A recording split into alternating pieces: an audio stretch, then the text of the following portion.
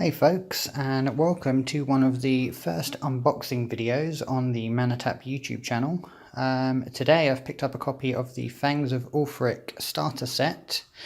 I mostly chose to pick it up, to be fair, because Pete, our other channel co-host, is taking the Skitarii from the starter set, and I really don't like the Gene Stealers. And I'm a bit of a fanboy of the Dark Angels, so we're going to crack this bad boy open and see what we get inside. Bear with me.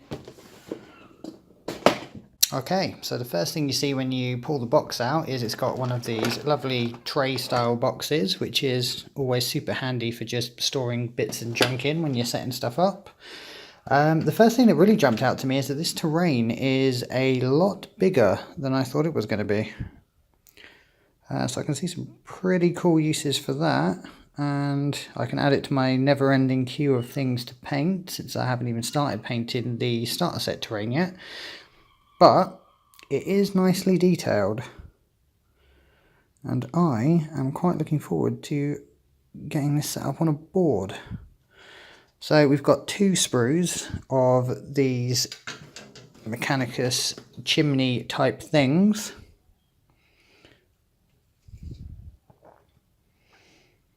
Which I would almost argue, for the price you pay for the box, there's almost enough in there to justify buying the box on its own before you even take into account the fluff, the missions, and the data cards that come with this.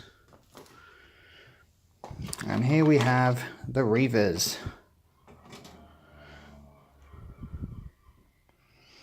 They look nice and simple to put together.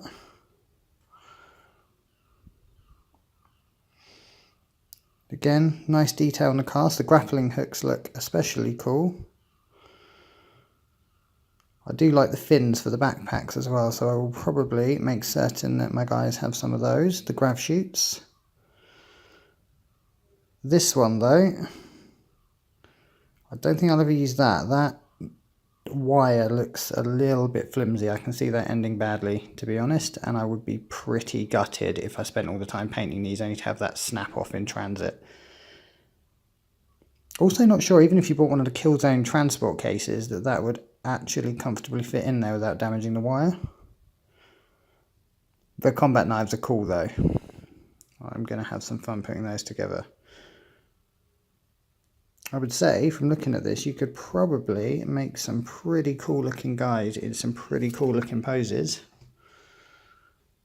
And hopefully I might actually win a battle against the Skitarii with these lads, who knows.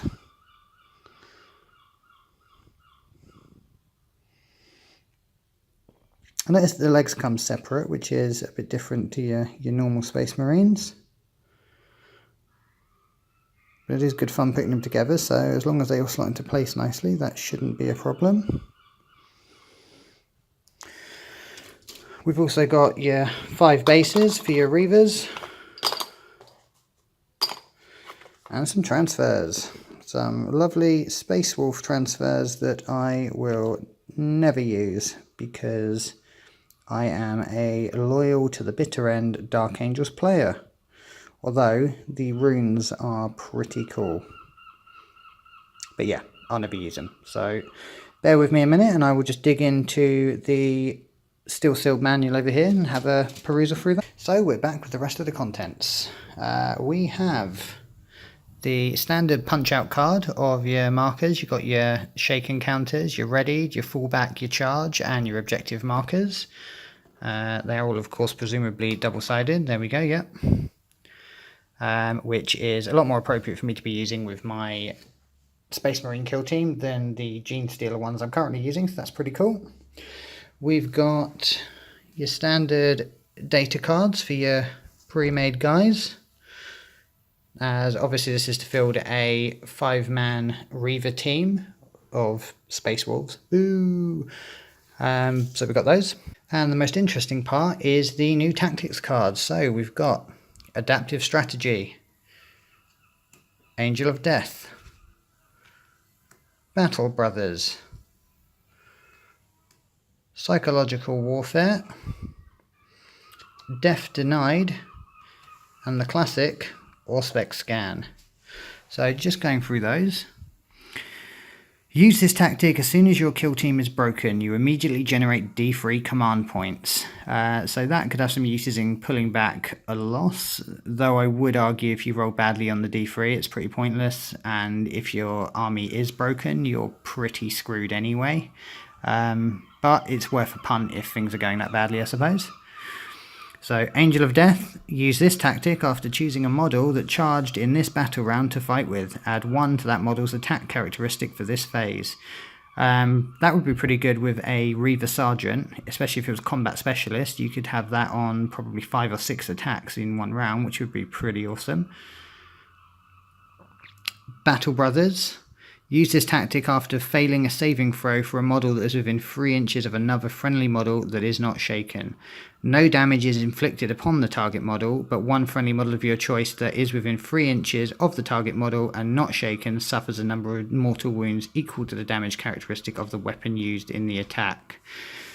I'm not really sure how I feel about that one. That basically sounds like it's the same as the Dark Angels Company Veterans, where you can effectively sacrifice one unit for another.